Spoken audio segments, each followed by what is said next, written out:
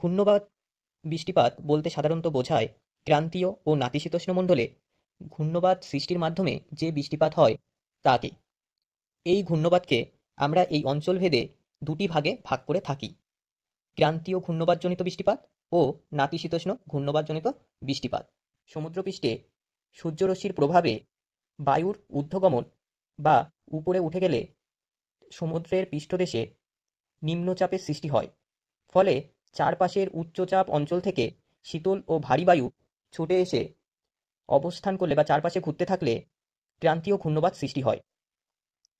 এবং উষ্ণ ঊর্ধ্বগামী বায়ু যখন আরও উপরে উঠে যায় তখন তা শীতল ও ঘনীভূত হওয়ার মাধ্যমে কিউমুলোনিম্বাস মেঘের জন্ম দেয় এবং যা পরবর্তীকালে বৃষ্টির সৃষ্টি করে। একে ক্রান্তীয় ঘূর্ণবাত জনিত বৃষ্টিপাত বলে।